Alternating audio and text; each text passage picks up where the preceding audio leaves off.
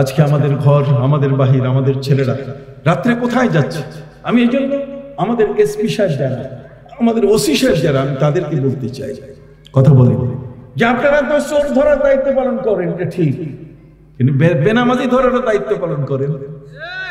খালি চোর ধরার দায়িত্ব পালন করলেই হবে না, বেনামাজি ধরারও কি দায়িত্ব পালন করতে হবে। আমি দেখেছি সৌদি আরবে, আমি বদরে যখন গেলাম, যে কোরআনে আছে ওয়ালাকাদ নাসারাকুমুল্লাহু বিবদরিন, বদরের যুদ্ধ, আমি সেখানে গিয়েছি, মাগরিবের নামাজ পড়ার পরে দেখলাম কতগুলো মানুষকে খাসার ভিতরে এই সৌদি পুলিশরা বন্দি করেছে।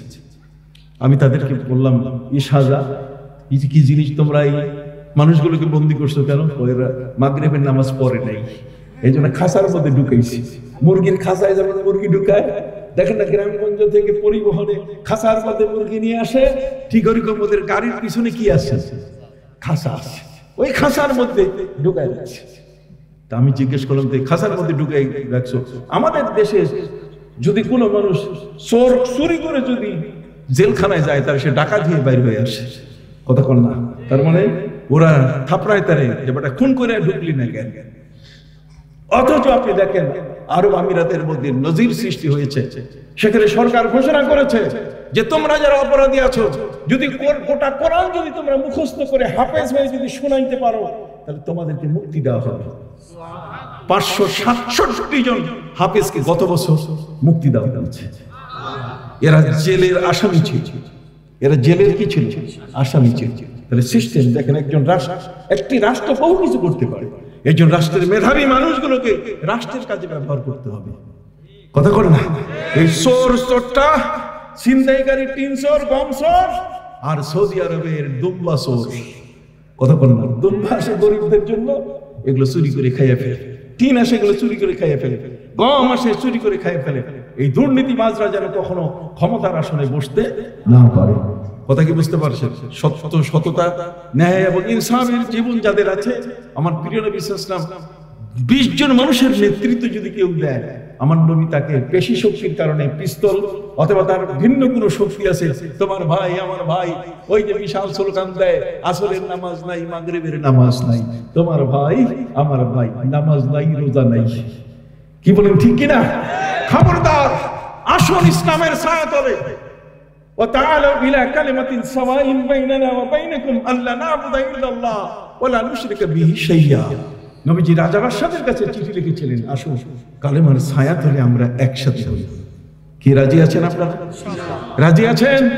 এখন থেকে আমি ওসি সাহেবদের, তাদেরকে আমি বলবো না কেন? আমি তো একজন গভর্নর, কি বলেন ঠিক না? আমার বলার রাইট আছে।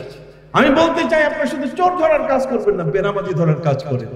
আমি সেই বদরের ওই সৌদি পুলিশদেরকে বললাম যে এদেরকে তোমরা ইয়েতে নিয়ে যাবে জেলখানায়, তো কি হবে? কয়দিন পরে ছাড়বে? 3 দিন জেল হবে। 3 দিন জেল হলে তো এরা জেল খেটে চলে আসলো, তাহলে হইল কি? না, 3 দিনে 1500 রাকাতের নামাজ পড়াবো। কয় রাকাত? 1500 রাকাত, প্রতিদিন 500 রাকাত নামাজ, শুধু রুকু সিজদা, এমন ভাবে ইলেকট্রনিক যায় নামাজ, হাঁটু যদি না বসে, নাক যদি সিজদা না পড়ে, তাহলে কাউন্ট হবে না, হিসাব হবে না। কথা কি বুঝতে পারছেন? সম্মানিত, 1500 রাকাত নামাজ 15 দিনে বরাবর করে ছাইরা দেই। তারপরে যখন এই নামাজের ওয়াক্ত হয়, আমাদের দেখলে আগে উযু করে আল্লাহু আকবার, সামি আল্লাহু লিমান শুরু করে দেয়। কথা কি বুঝতে পারছেন? সিস্টেম, আল্লাহর ইবাদতে মানুষগুলোকে আনতে হবে। এই জন্য আমি আগেও আরেকবার বললাম যে মেধাবী মানুষদেরকে রাষ্ট্রের কাজে কি করতে হবে? ব্যবহার করতে হবে। ইতিহাস পড়তে হবে সরকারদের। যারা সরকারে আসে তাদের প্রত্যেকে কি করতে হবে? ইতিহাস। অন্তত মাগরিবের পরে 1 ঘন্টা আল্লাহর জিকির করে তারপরে কি করতে হবে? ইতিহাস পড়তে, যে কোন রাজা বাদশার জীবনে কি কি ঘটেছে। কথা বুঝতে পারছেন? তাদের রাজ্য শাসন কেমন ছিল। কথা বুঝতে পারছেন? এক সময়কালে আমরা পুঁথি পড়ার মানুষ শুনেছি। এই কাজে আগের ঘটনাগুলো পুঁথির মতো হলেও তাদেরকে শোনাতে হবে। একদিন দুদিন, ওয়াযাক্কির ফাইন্না যিকরা তানফাউল মুমিনিন। অনেক কথা, কয়টা কথা বলবো? এই জন্য বলতেছি, আপনারা যারা বয়সে বড়, আপনারা আগে সালাম দেওয়া চালু করেন তো। কি পারবেন কিনা মুরব্বীরা? এবার ছোটদের না, বড়দের হাত দেখতে চাই, আপনারা সালাম দিবেন কিনা?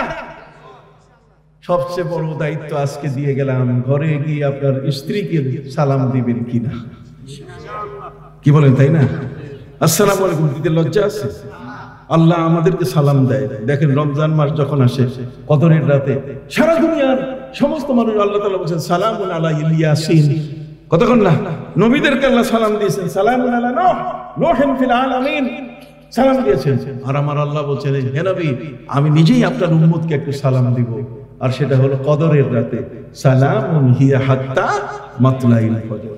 আল্লাহ সালাম দেন আমাদেরকে। আমাদের নবী যখন মেরাজে গেলেন, সেখানে নবীজি বললেন আত্তাহিয়াতু লিল্লাহি ওয়াস সালাওয়াতু ওয়াত তাইয়্যিবাত। আল্লাহ বলেন নবী আমাকে আপনি এই অভিবাদন জানালেন, তো আমি আপনাকে সালাম দিতেছি, আসসালামু আলাইকা আইয়ুহান নবী ওয়া রাহমাতুল্লাহি ওয়া বারাকাতুহু। নবীজি বলছেন এটা চমৎকার একটি দোয়া, আল্লাহ আপনি আমাকে দিলেন, কিন্তু আমার উম্মত তো পেল না, এইজন্য আমার উম্মতকে নিয়ে আমি দোয়াটা নিতে চাই। এইজন্য নবী বললেন আসসালামু আলাইনা ওয়া আলা ইবাদিল্লাহিস সালিহিন। প্রত্যেকটা জিনিসের পিছনে রহস্য আছে। এইজন্য যুবকদেরকে বলছি খবরদার, মদের কাছে যেও না, জুয়ার কাছে যেও না, তাসের আড্ডায় যেও না, ওই যে কি গ্যাং জানি আছে, ওই কিশোর গ্যাং ম্যাং, এগুলো কোনোটাতে যাইও না। তোমার সবচেয়ে বড় গ্যাং হলো তোমার মা বাবা। তোমার মা বাবার পাশে তুমি আসো, দেখবে তোমার জীবন সবকিছু খুলে যাবে। বই পড়ো, বই পুস্তকের টেবিলে বসে থাকো। ওসি সাহেবরা যদি সন্ধ্যাবেলায় ঘোষণা করেন যে কোন যুবক, কোন বাড়ির ছেলে যদি রাস্তার বাইরে পাওয়া যায়, সাথে সাথে তাকে বন্দি করে তাকে ওই খোপের মধ্যে নিয়ে যাওয়া হবে থানায়, তাহলে দেখবেন একটা ছেলেও বাইরে থাকবে না, সবগুলো কি ঘরের ভিতরে ঢুকবে। ওসি সাহেব কি বলেন এটা?